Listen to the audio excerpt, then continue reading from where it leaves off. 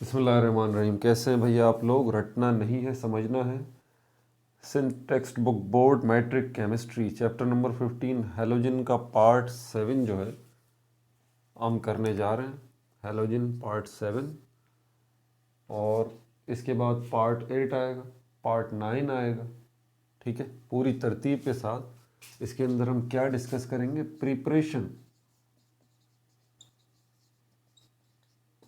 Preparation of chlorine gas. इसका part 1 है ये।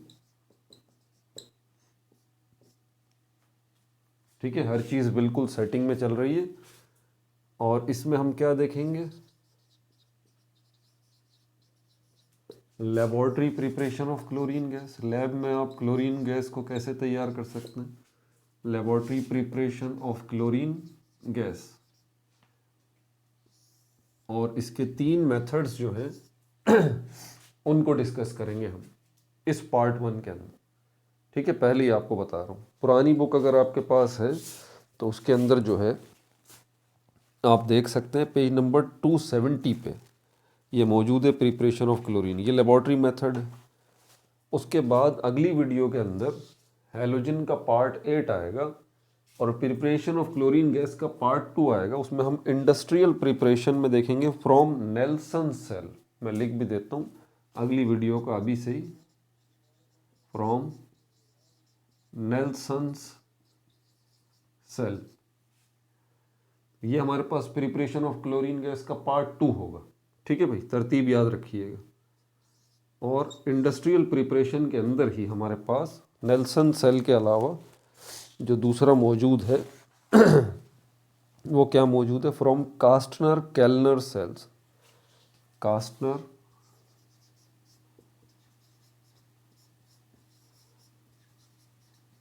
केल्नर सेल। तो इस तरह प्रिपरेशन ऑफ क्लोरीन गैस के 3 पार्ट्स होंगे। ठीक है, पहले पार्ट में लेबोरेटरी प्रिपरेशन, पार्ट 2 के अंदर फ्रॉम नेल्सन सेल, और पार्ट 3 के अंदर फ्रॉम कास्टनर केल्नर सेल्स के ज़रिए क्लोरीन गैस की तैयारी देखेंगे।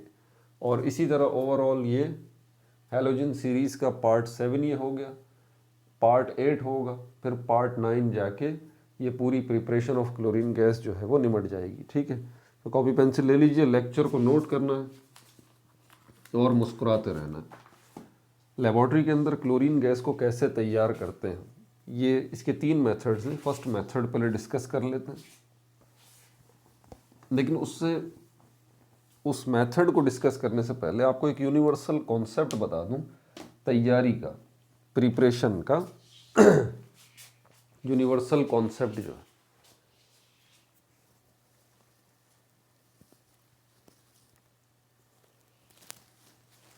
यूनिवर्सल कॉन्सेप्ट जो है वो आपको दे दूं ज़रा। जब भी हम तैयारी की बात करते हैं ना कि हमने ये चीज़ तैयार की या हमने ये चीज़ बनाई, तो ये बेसिकली ये कहना गलत होता है। इंसान जो है ना, इंसान बनाता कुछ भी नहीं है, ये आपको पता होना चाहिए। ठीक है, इंसान ने आज तक कुछ भी नहीं बनाया, जिसको हम कहते हैं ना क्रिएट करना या तख्लीक करना। तो इंसान ने तख्लीक कुछ भी नहीं किया, क्रिएट कुछ भी नहीं किया। ये बात आप जहन नशीन कर लें पक्की पक्की अपने। इंसान ने किया क्या है? इंसान ने ट्रांसफॉर्म किया है। ट्रांसफॉर्म मतलब हालत बदली है, सिर्फ ट्रांसफॉर्म, एक शक्ल से दूसरी शक्ल में लेके आया है सिर्फ इंसान। ये बात जहन में रखिएगा। आप कुछ भी ले लें, अगर आप इन कपड़ों की बात करते हैं कि इंसान ने बनाया, नहीं भाई, इंसान ने बनाया नहीं, इंसान ने ट्रांसफॉर्म किया है। इसकी पहले कुछ और शक्ल थी, अब इसको ये वाली शक्ल दे दी गई। इससे पहले वाली क्या शक्ल थी इसकी? थ्रेड्स, धागों की शक्ल थी। तो धागे इंसान ने बनाए, थ्रेड्स, फाइबर इंसान ने बनाया नहीं। इंसान ने फाइबर भी नहीं बनाया, धागे भी नहीं बनाए। क्यों? क्योंकि धागे भी पहले कुछ और थे। धागे भी इंसान ने ट्रांसफॉर्म किए हैं, फाइबर भी, थ्रेड भी इंसान ने ट्रांसफॉर्म किया है। तो थ्रेड या धागे या फाइबर पहले क्या था? पहले रुई थी, कॉटन थी, पुट्टी थी, कपास थी। ये कहाँ से आई? ये नेचर ने दी, अल्लाह ताला ने तख्लीक की, फसलों के ज़रिए आई। समझ में आ रही है बात आपको? तो ये नेचुरल फाइबर हमें मिलता है। इसके अलावा सिंथेटिक फाइबर भी होता है जो कि मसनूई धागा होता है, जो कि आप लैब में तैयार करते हैं। तब भी इंसान वो मसनूई धागा बनाने के लिए कुछ तो लेके आएगा कहीं से, तभी तो बनाएगा उस सिंथेटिक फाइबर को। धागा तो बनेगा, धागा बनेगा तभी टेक्सटाइल का मामला आगे चलता है, चाहे वो टेक्सटाइल या कपड़े की सनत मेरे लिबास की सूरत में हो या किसी भी सूरत में हो, या आपकी बेडशीट की सूरत में हो।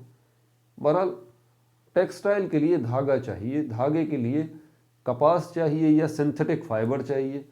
और कुछ भी कर लें आप, इंसान को कुछ नया बनाने के लिए पहले से कुछ मौजूद, ध्यान से मेरी बात सुनिएगा, इंसान को कुछ बनाने के लिए पहले से कुछ मौजूद बने हुए को ट्रांसफॉर्म करना पड़ता है।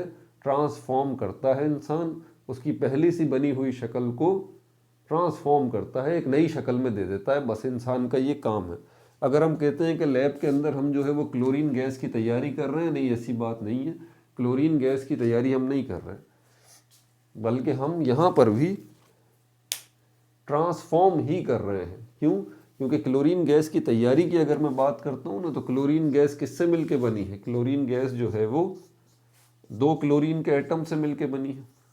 ये क्या 2 क्लोरीन के एटम इंसान ने बनाए खुद? नहीं, ये 2 क्लोरीन के एटम इंसान ने किसी दूसरी चीज से निकाले। बात समझ आ रही है?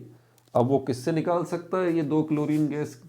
2 सोडियम क्लोराइड जो कॉमन सॉल्ट है, उसके अंदर भी ये क्लोरीन मौजूद है। यहाँ से क्लोरीन के एटम ले लेगा क्लोरीन गैस बनाने के लिए। HCl हाइड्रोक्लोरिक एसिड है, इसके अंदर से भी ये क्लोरीन मौजूद है, यहाँ से ले सकता है। तो बात यह है कि अगर हम कहते हैं कि इंसान क्लोरीन गैस को तैयार कर रहा है, नहीं, ये क्लोरीन गैस को तैयार नहीं कर रहा है, क्लोरीन गैस को ट्रांसफॉर्म कर रहा है। बेसिकली इंसान कुछ भी क्रिएट नहीं करता। क्रिएटर जो है, अल्टीमेट क्रिएटर, वो अल्लाह ताला की ज़ात है। सिर्फ ये बात याद रखिएगा।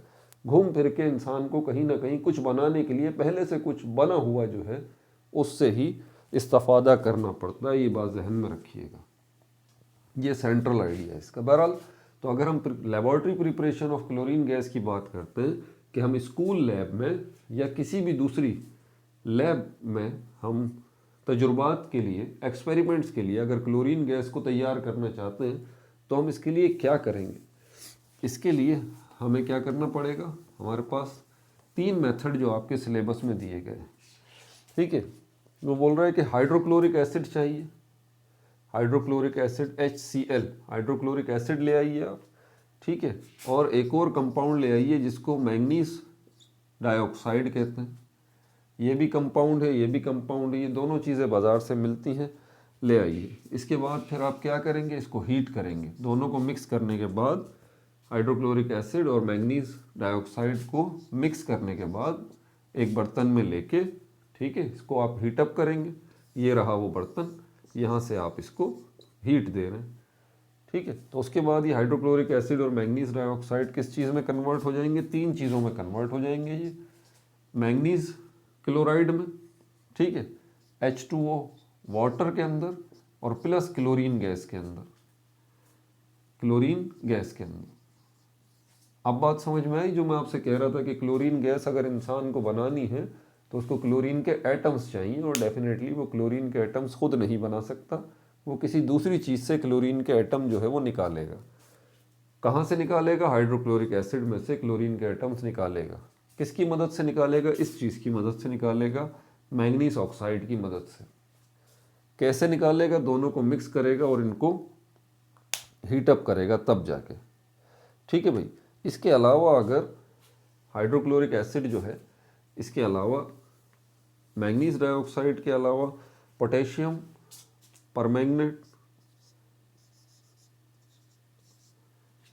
Potassium permanganate KMnO4 potassium permanganate, ये ले आइए आप। मैंगनीज ऑक्साइड के बजाय पोटेशियम परमैंगनेट ले आइए, हाइड्रोक्लोरिक एसिड के साथ इसको रिएक्ट करवाइए, तो इसके नतीजे में 4 चीज़ें जो है वो बनेंगी। केमिकल फार्मूलाज जो हैं, सॉरी केमिकल नेम्स जो हैं, उनको पढ़ना आपको आना चाहिए, ठीक है। पोटेशियम परमैंगनेट इसका नाम है, ये ले आइए। हाइड्रोक्लोरिक एसिड ले आइए, दोनों को रिएक्ट कीजिए, ठीक है, दोनों को मिक्स कीजिए, और मिक्स करने के बाद इनको आप थोड़ा सा हीटअप कीजिए।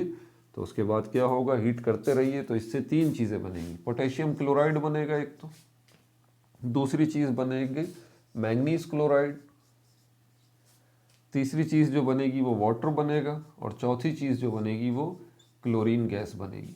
समझ में आ गई बात आपको? अब ये तो आपकी रिक्वायर्ड चीज़ है, ठीक है, ये आपकी प्रोडक्ट है। ये जो चीज़ें हैं ये बाय प्रोडक्ट है। पोटेशियम क्लोराइड भी बाय प्रोडक्ट है, मैग्नीज क्लोराइड भी बाय प्रोडक्ट है, और वाटर भी बाय प्रोडक्ट है। ये आपकी प्रोडक्ट है। प्रोडक्ट वो चीज़ होती है जो कि हमारी मतलूबा है, जिसको हम बनाना चाहते हैं। उसके बनने के दौरान अगर कुछ 2-3 चीज़ें इजाफी बन जाती हैं, हमारी प्रोडक्ट के साथ कुछ 2-3 चीज़ें इजाफी अगर बन जाती हैं, उनको बाय प्रोडक्ट्स कहा जाता है। तो ये पोटेशियम क्लोराइड, मैग्नीज क्लोराइड और वाटर जो है ये हमारे लिए बाय प्रोडक्ट है यहाँ पे, ठीक है भाई। इक्वेशन को मैंने बैलेंस नहीं किया है, ठीक है। अब ये करने के लिए जिन ऑपरेटर्स का आपको इस्तेमाल करना पड़ेगा, क्योंकि यहाँ तो मैंने इक्वेशन की मदद से आपको बता दिया ना कि क्लोरीन गैस बनानी है तो हाइड्रोक्लोरिक एसिड ले आइए, मैग्नीज ऑक्साइड ले आइए, दोनों को मिक्स कीजिए और फिर हीट कीजिए, तब जाके आपके पास क्लोरीन गैस आपको मिल जाएगी। लेकिन क्लोरीन गैस जो है वो होती है पॉइजनस। ऑब्वियस सी बात है, लेबॉर्ट्री में अगर आप क्लोरीन गैस को तैयार कर रहे हैं, गैस एक जगह पे तो रुकती नहीं है। जैसे जैसे जिस बर्तन में आप इन दोनों को हीट अप कर रहे हैं, हाइड्रोक्लोरिक एसिड को और मैग्नीज ऑक्साइड को आप हीट अप कर रहे हैं, या पोटेशियम परमैंगनेट को या हाइड्रोक्लोरिक एसिड को हीट अप कर रहे हैं, तो इनके हीटअप होते ही इनके अंदर से क्लोरीन गैस निकलेगी बाहर। वो गैस है, वो रुकेगी नहीं, वो आपके एनवायरनमेंट में निकलेगी बाहर। आप जिस जगह पर लेबॉर्ट्री में तजुर्बा कर रहे हैं वहाँ पर वो गैस निकल के फैल जाएगी, और गैस निकल के आपकी सांस के ज़रिए आपके फेफड़ों में भी जाएगी, आपके लंग्स में भी जाएगी, आपके हलक, आपके थ्रोट में भी जाएगी, आपको नुकसान पहुँचाएगी, आपके लंग्स को नुकसान पहुँचाएगी। ये पॉइजनस गैस है। तो अल्टीमेटली हमें कुछ ऐसा इंतज़ाम करना है कि जिस वक्त हम इन दोनों चीज़ों को हीटअप करें मिक्स करने के बाद, या इन दोनों चीज़ों को हीटअप करें मिक्स करने के बाद, और उसके नतीजे में क्लोरीन गैस जब निकले, तो किसी न किसी तरह हम ऐसा सिस्टम करें कि इस क्लोरीन गैस को हम हासिल कर लें, और ये क्लोरीन गैस जो है वो हमें मिल जाए किसी ऐसे बर्तन में जो कि पैक्ड भी हो, जो कि पैक्ड हो, एक ऐसा कंटेनर हो जिसमें ये चली जाए और उसमें जाके ये क्लोरीन गैस बंद हो जाए। तो इसके लिए आपको क्या करना पड़ेगा, लेबॉर्ट्री के अंदर ऐसा सिस्टम मौजूद होता है। अगर आप पेज नंबर 271 ओल्ड बुक अपनी देखें तो आपको पिक्चर एक नज़र आ रही होगी। ये जो आपको गोल सी बोतल नज़र आ रही है ना, इसको कहते हैं राउंड बॉटम फ्लास्क। इसके लिए आपको क्या क्या चीज़ें चाहिए मैं लिख देता हूँ।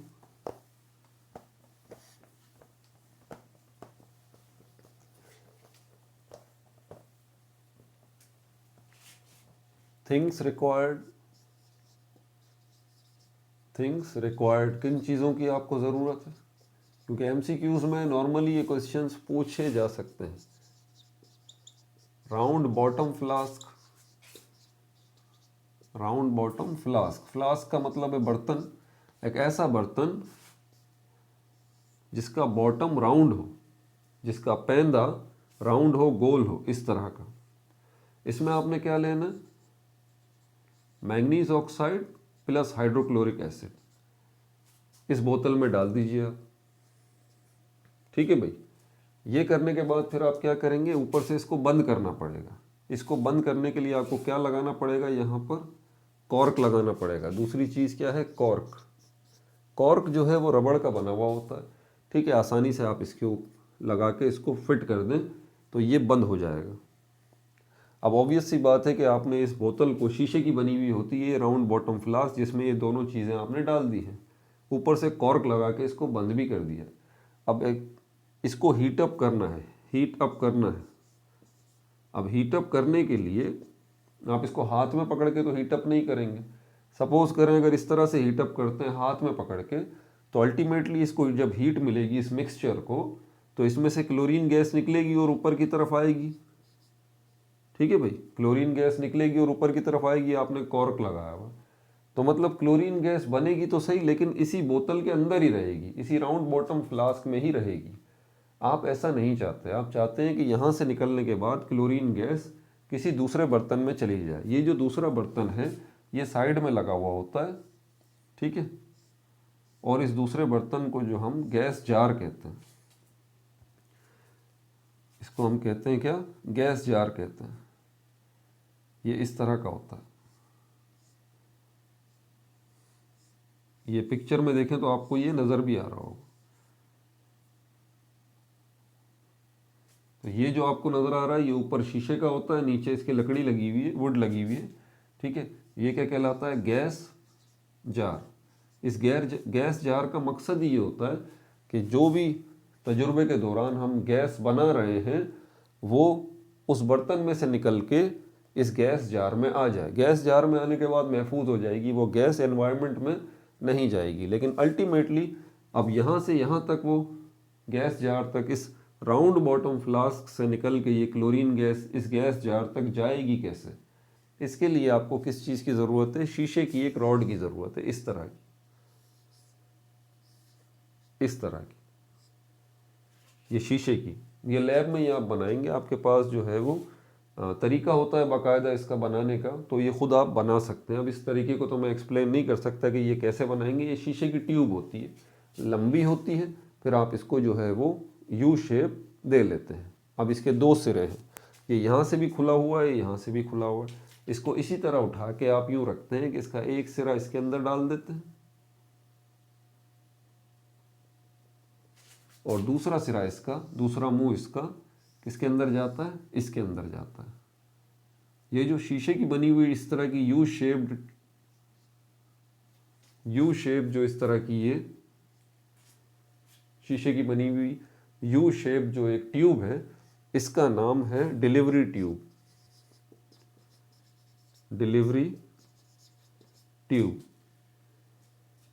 अब आप सोच रहे होंगे कि ये कॉर्क जो लगाया हुआ है इससे तो ये बिल्कुल बंद हो गया होगा। जी सही कहा आपने, बिल्कुल बंद हो गया होगा क्यों, लेकिन ये कॉर्क क्योंकि रबर का बना हुआ होता है तो आप इसमें थोड़ा सा होल कर सकते हैं। थोड़ा सा होल करने के बाद फिर इस डिलीवरी ट्यूब को अंदर जब डालेंगे तो ये फंस जाएगी, ये डिलीवरी ट्यूब इसमें फंस जाएगी। इतना होल करें अपनी ज़रूरत के मुताबिक, जितने की डिलीवरी ट्यूब की थिकनेस है उससे ये फंस जाएगी। और यहाँ पर जो है एग्जैक्टली यहाँ पर भी ऐसा ही सिस्टम है, यहाँ पर भी ये डिलीवरी ट्यूब जो है वो फंस जाएगी। समझ में आ रही है बात आपको? अब जब आप इसको हीट अप करेंगे तो यहाँ से हाइड्रोक्लोरिक एसिड और इस मैंगनीज ऑक्साइड के मिक्सचर को हीट अप करेंगे, इसमें से क्लोरीन गैस जो निकलेगी वो यहाँ से निकल के इस डिलीवरी ट्यूब से होती हुई कहाँ चली जाएगी, यहाँ चली जाएगी, इस गैस जार में जमा होती रहेगी। समझ में आ गई बात? अब इस सेटअप को खड़ा करने के लिए एक जगह पर आपको दो तीन चीज़ों की फिर और भी ज़रूरत है। किस चीज़ की ज़रूरत है? एक तो आपको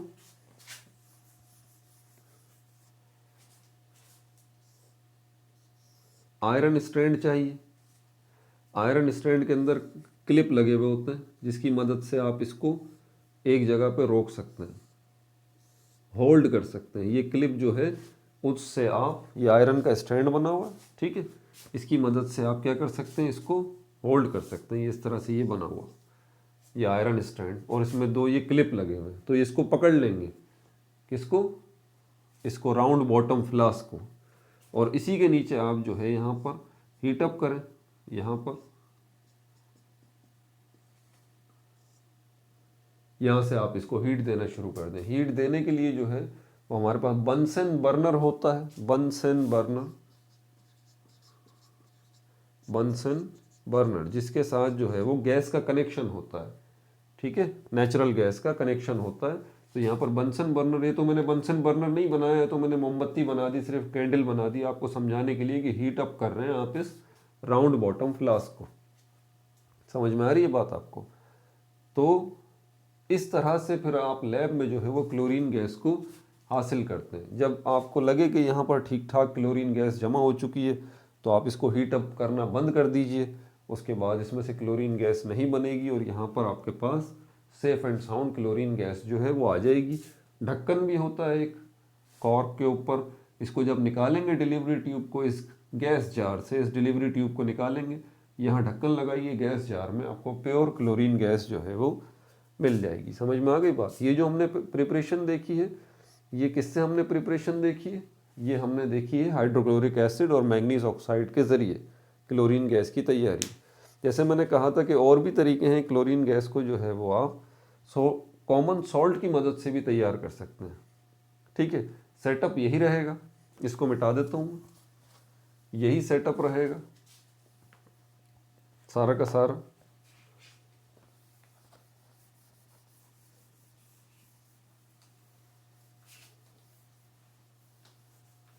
बस फ़र्क ये है कि अंदर जो है इस राउंड बॉटम फ्लास्क के अंदर आपको किस चीज़ की ज़रूरत है, आपको कॉमन सॉल्ट की ज़रूरत है, सोडियम क्लोराइड, वो डाल दीजिए। इसके अलावा कंसनट्रेटेड H2SO4, गाढ़ा जो है वो H2SO4 वो इसमें डाल दीजिए। ठीक है, और इसके अलावा आपने क्या करना है, मैंगनीज ऑक्साइड को भी आप इसमें डाल दीजिए। अब आप हीटअप करेंगे इसको तो उसके नतीजे में 4 चीज़ें बनेंगी, जिनमें से एक चीज़ तो क्लोरीन गैस होगी जो कि यहाँ से निकल के यहाँ आ जाएगी। ठीक है, क्या क्या लेंगे अब आप, सोडियम क्लोराइड लेंगे, सल्फ्यूरिक एसिड लेंगे और मैंगनीज ऑक्साइड इस राउंड बॉटम फ्लास्क में फिर हीटअप करेंगे तो इसके नतीजे में 4 चीज़ें बनेंगी, जिसमें से एक चीज़ तो गैस होगी जो कि यहाँ से निकल के डिलीवरी ट्यूब के ज़रिए यहाँ गैस जार में आ जाएगी। बाकी 3 चीज़ें जो बनेंगी वो इसी राउंड बॉटम फ्लास्क में ही रह जाएंगी। वो 3 चीज़ें क्या हैं, एक तो सोडियम सल्फेट है Na2SO4, जैसे कि मैं कहता हूँ कि केमिकल नेम जो है वो आप याद करें, उनको लिखें, जॉट डाउन करें अपने पास। सोडियम सल्फेट बनेगा एक तो, दूसरी चीज़ क्या बनेगी, मैंगनीज सल्फेट, तीसरी चीज़ क्या बनेगी, यहाँ पर वाटर बनेगा, और चौथी चीज़ क्लोरीन गैस बनेगी। ठीक है भाई, ये दूसरा तरीका आपने लैब में तैयार करने का क्लोरीन गैस का देख लिया। इसके अलावा अगर आपको जो है वो एक और तरीका है, अगर आपको क्लोरीन गैस तैयार करनी है लेबोरेटरी में, तो इसी मेथड को, इसी सेटअप को आप कायम रखेंगे। और अब आपको किन चीज़ों की ज़रूरत पड़ेगी, अब आपको जो है वो पोटेशियम डाइक्रोमेट की ज़रूरत पड़ेगी। पोटेशियम डाइक्रोमेट, पोटेशियम के 2 एटम हैं, क्रोमियम के 2 एटम हैं और ऑक्सीजन के 7 एटम हैं। इसके अलावा आपको हाइड्रोक्लोरिक एसिड की ज़रूरत पड़ेगी, यानी कि इस राउंड बॉटम फ्लास्क के अंदर अब आप किस चीज़ को लेके आएंगे, पोटेशियम डाइक्रोमेट को लेके आएंगे और हाइड्रोक्लोरिक एसिड को लेके आएंगे। इसको जेंटली हीट करेंगे तो यहाँ पर कितनी चीज़ें बनेंगी, यहाँ पर अब भी दोबारा 4 चीज़ें बनेंगी। एक तो पोटेशियम क्लोराइड बनेगा, दूसरी चीज़ बनेगा chromium chloride, chromium chloride CrCl3, CrCl3, तीसरी चीज़ वाटर बनेगा और चौथी चीज़ जो है वो क्लोरीन गैस बनेगी। ठीक है भाई, इस तरह ये हमने लेबॉर्ट्री प्रिपरेशन के तीनों मेथड जो है वो देख लिए। छोटी सी वीडियो बना के आज मैंने इसको कर लिया। अब हम प्रिपरेशन ऑफ क्लोरीन गैस का पार्ट 2 देखेंगे। उसमें इंडस्ट्रियल प्रिपरेशन का पार्ट 1 देखेंगे और उसके अंदर हम नेल्सन सेल के ज़रिए देखेंगे कि क्लोरीन गैस की कैसे जो है वो तैयारी हो रही है बड़े पैमाने पर, लार्ज क्या कहते हैं, लार्ज स्केल पर। ये देखें एग्जाम में जब क्वेश्चन आए ना तो इससे आप परेशान नहीं मत होइएगा। लार्ज स्केल की प्रोडक्शन की अगर बात की जाए या कमर्शियल प्रिपरेशन की अगर बात की जाए या इंडस्ट्रियल लेवल पे अगर बात की जाए तो समझ जाइएगा बड़ी बड़ी फैक्ट्रीज़ के अंदर अगर आप क्लोरीन गैस को तैयार करना चाहते हैं तो ये वाले मेथड नहीं चलेंगे, ये लेबॉर्ट्री के मेथड है। ठीक है भाई, अपना बहुत ज़्यादा ख्याल रखिएगा। No like no subscribe, only share.